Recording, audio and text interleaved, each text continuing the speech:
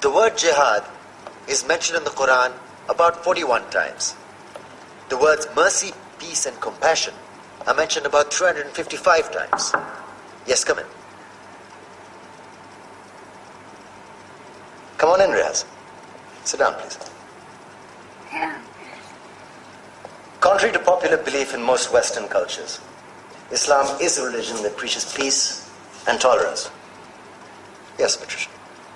If Islam truly is a religion that preaches peace, then how come the world's most troubled spots, the West Bank, Afghanistan, Pakistan, Iraq, they're all plagued with Islamic terrorism? Well, that depends on your definition of terrorism. Some might argue that the U.S. invasions of countries like Iraq and Afghanistan are also acts of terrorism. No, those were acts of war to get rid of despotic regimes. Or means of getting at a country's oil.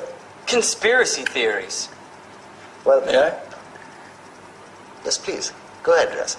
Mr. Khan is right. I mean, if we're talking about terrorists, the world's biggest terrorists are the white superpowers. Come on now. No, really, stop and think about it. Explain 9/11. Okay. Do you know how many people died in the Twin Towers strike? Around 3,000. And do you have any idea how many people died in the bombing of Afghanistan?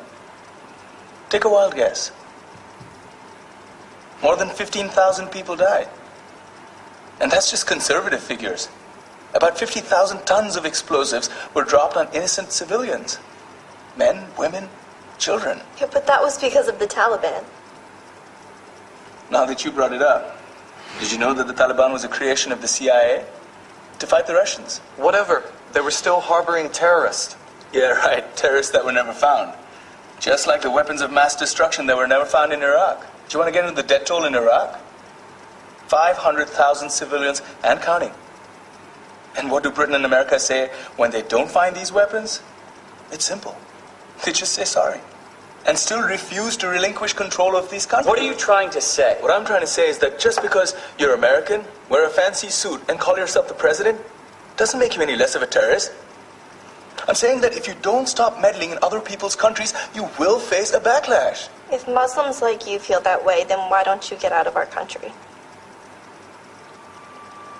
We will. As soon as you promise to leave ours.